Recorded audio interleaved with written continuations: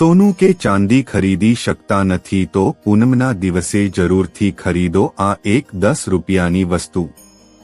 અષાઢ મહિનાની પૂનમ 21 જુલાઈને રવિવારના દિવસે છે। આ પૂનમને ગુરુ પૂર્ણિમા તરીકે ઓળખવામાં આવે છે। ગુરુ પૂનમના દિવસે ભગવાન વિષ્ણુ અને માતા લક્ષ્મીની પૂજા કરવામાં આવે છે અને મહર્ષિ વેદવ્યાસનો જન્મ અષાઢ મહિનાની પૂનમના દિવસે થયો હતો। મહર્ષિ વેદવ્યાસજીએ પ્રથમ વખત 4 વેદોનું જ્ઞાન માનવજાતને આપ્યું હતું। તેથી જ મહર્ષિ વેદવ્યાસજીને પ્રથમ ગુરુ માનવામાં આવે છે। આ પૂનમના દિવસે પૂજા, જપ, તપ અને દાન કરવાની પરંપરા છે।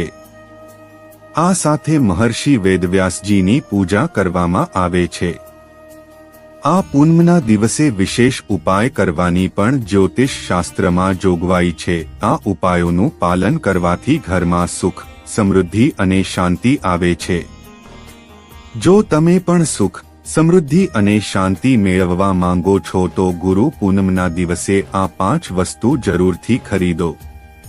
એ વસ્તુ વિશે જાણીએ તે પહેલા આ વિડીયોને લાઈક કરજો, ચેનલને પણ જરૂરથી સબસ્ક્રાઇબ કરજો અને કોમેન્ટ બોક્સમાં જય માં લક્ષ્મી અને જય શ્રી હરિ વિષ્ણુ ભગવાન જરૂરથી લખજો અને વિડીયોને છેલ્લે સુધી જોતા રહેજો। 1. કોડી। દેવી લક્ષ્મીને કોડી ખૂબ જ પ્રિય છે। તેથી ગુરુ પૂનમના દિવસે ઘરમાં કોડી અવશ્ય લાવવી જોઈએ। આ પછી પૂજા દરમિયાન દેવી લક્ષ્મીને કોડી અર્પણ કરો। બીજા દિવસે પૂજા કર્યા પછી કોડીને લાલ કપડામાં બાંધીને તિજોરીમાં અથવા તો તમે જ્યાં પૈસા રાખો છો ત્યાં રાખો। આ ઉપાય કરવાથી ધન પ્રાપ્તિની થાય છે। 2. શંખ। જગતના પાલનહાર ભગવાન વિષ્ણુને શંખ ખૂબ જ પ્રિય છે। તેથી ગુરુ પૂનમના દિવસે શંખ અવશ્ય ખરીદો। આ દિવસે પૂજા સમયે શંખમાં પાણી ભરીને ભગવાન વિષ્ણુને જળ અર્પણ કરો। આ ઉપાય કરવાથી ભગવાન વિષ્ણુ પ્રસન્ન થાય છે। તેમની કૃપાથી ધન અને સંપત્તિમાં વધારો થાય છે। 3. શ્રીયંત્ર। જો તમે તમારી ધન અને સમૃદ્ધિ વધારવા માંગો છો તો ગુરુ પૂનમના દિવસે ઘરમાં શ્રીયંત્ર અવશ્ય લાવો। શ્રીયંત્રમાં ધનની દેવી માતા લક્ષ્મીનો વાસ હોવાની ધાર્મિક માન્યતા છે। ઘરમાં શ્રીયંત્ર સ્થાપિત કરવાથી સૌભાગ્ય વધે છે। તેનાથી આર્થિક સ્થિતિ મજબૂત બને છે। તેમજ કરિયર અને વેપારમાં પ્રગતિ થાય છે। 4. ચણાની દાળ। ચણાની દાળનો સંબંધ ગુરુ સાથે છે। આવી સ્થિતિમાં ગુરુ પૂનમના દિવસે ચણાની દાળ ખરીદવાથી ઘરમાં સુખ સમૃદ્ધિ વધે છે। આ ઉપરાંત કુંડળીમાં ગુરુ ગ્રહ બળવાન રહેશે અને તમને દેવી લક્ષ્મીની વિશેષ કૃપા પણ મળશે। ઘરમાંથી નકારાત્મક ઉર્જાનો ખરાબ પ્રભાવ પણ દૂર થશે। 5. ગ્રંથ। શાસ્ત્રો અનુસાર ગુરુ વિના જ્ઞાન નથી। ગુરુ વિના વ્યક્તિ અજ્ઞાની છે। તેથી ગુરુ પૂર્ણિમાના દિવસે પવિત્ર ગ્રંથ ગીતાને ઘરમાં અવશ્ય લાવો। આ ગ્રંથનો પાઠ કરવાથી વ્યક્તિના જીવનમાં ચાલતા તમામ પ્રકારના દુઃખ અને પરેશાનીઓ દૂર થઈ જાય છે। વ્યક્તિના જીવનમાં સકારાત્મક ઉર્જાનો સંચાર થાય છે। તે માનસિક તણાવથી પણ રાહત આપે છે। 6. પૂજા સામગ્રી।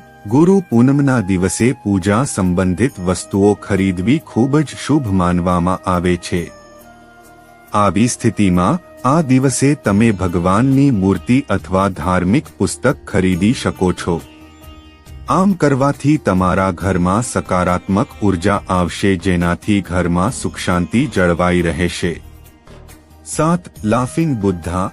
ગુરુ પૂનમના દિવસે ઘરમાં લાફિંગ બુદ્ધાની પ્રતિમા લાવો। લાફિંગ બુદ્ધાને સુખ, સમૃદ્ધિ અને શાંતિનું પ્રતીક માનવામાં આવે છે। ઘરમાં લાફિંગ બુદ્ધાની પ્રતિમા સ્થાપિત કરવાથી ઘરમાં સુખ, શાંતિ અને સમૃદ્ધિ આવે છે। લાફિંગ બુદ્ધાની પ્રતિમા ઘરની ઉત્તર દિશામાં સ્થાપિત કરો। તેનાથી ઘરમાં રહેલી નકારાત્મક શક્તિઓ દૂર થાય છે। ચાલો હવે જાણીએ કે ગુરુ પૂનમના દિવસે કયા ખાસ ઉપાય કરવા જોઈએ। 1. ગુરુ પૂનમના દિવસે સવારે સ્નાન કર્યા પછી લક્ષ્મીનારાયણ મંદિરમાં જાઓ અને શ્રીફળ વધેરો અને ભગવાનની સામે તમારી મનોકામનાઓ કહો। આનાથી તમારી મનોકામનાઓ પૂર્ણ થશે। 2. ગુરુ પૂર્ણિમાના દિવસે મંદિરમાં મગની દાળનું દાન કરો અને 12 વર્ષથી ઓછી ઉંમરની કન્યાઓને પણ દક્ષિણા આપો। આ કરવાથી તમારી પ્રગતિ થશે। 3. ગુરુ પૂનમના દિવસે પીપળાના ઝાડને જળ અર્પણ કરીને તેની 7 વાર પ્રદક્ષિણા કરવાથી ગ્રહ દોષોમાંથી મુક્તિ મળે છે। 4. ગુરુ પૂર્ણિમાના દિવસે ઘરની ઉત્તર પૂર્વ દિશા સાફ કરો, પછી તેના પર હળદર અને પાણીનો લેપ લગાવો। તે પછી ત્યાં ઘીનો દીવો પ્રગટાવો। ઉત્તર પૂર્વ ખૂણા ભગવાન ગુરુ સાથે સંબંધિત છે। આ ઉપાય કરવાથી ઘરમાં સુખ, શાંતિ અને સમૃદ્ધિ આવે છે। 5. જે લોકોને દરેક કામમાં સમસ્યાઓનો સામનો કરવો પડે છે તે લોકોએ પૂનમના દિવસે ભગવાન વિષ્ણુના મંદિરમાં કેળાના 2 છોડ લગાવવા જોઈએ। તેનાથી પરેશાનીઓમાંથી રાહત મળશે। 6. ગુરુ પૂનમના દિવસે ભગવાન બૃહસ્પતિની પૂજા કરવાથી અને તમારા ગુરુને પ્રણામ કરવાથી તમારા જીવનમાં સુખ અને શાંતિ આવશે। 7. ગુરુ પૂનમના દિવસે ગાયના ઘીનો દીવો પ્રગટાવો અને ભગવાન કૃષ્ણની પૂજા કરો। તેમની સામે તમારી ઈચ્છાઓ વ્યક્ત કરવાથી બગડેલા કાર્યો પૂર્ણ થવા લાગે છે અને દરેક કાર્ય સફળ થાય છે। 8. જ્યોતિષ અનુસાર ગુરુનો સંબંધ ભગવાન બૃહસ્પતિ સાથે છે। આવી સ્થિતિમાં ગુરુ પૂનમના દિવસે પીળા વસ્ત્રો પહેરીને પૂજા કરવાથી તમારું ભાગ્ય ચમકશે। તેનાથી તમને તમારા કામમાં સફળતા મળશે। 9. જે લોકો તેમના વૈવાહિક જીવનમાં સમસ્યાઓનો સામનો કરી રહ્યા છે તેઓએ ગુરુ યંત્રની સ્થાપના કરવી જોઈએ અને ગુરુ પૂનમના દિવસે તેની વિધિવત પૂજા કરવી જોઈએ। 10. બુદ્ધિના વિકાસ માટે ગુરુ પૂર્ણિમાના દિવસે સ્નાન કર્યા પછી નાભી અને કપાળ પર કેસરનું તિલક લગાવો। આ સિવાય ભોજનમાં કેસરનો ઉપયોગ કરો। 11. ગુરુ પૂનમના દિવસે પૂજા સમયે પીળા ફૂલનો ઉપયોગ કરો। પ્રસાદમાં પીળી વસ્તુઓ પણ ચઢાવો। આમ કરવાથી ગુરુ તમને આશીર્વાદ આપશે।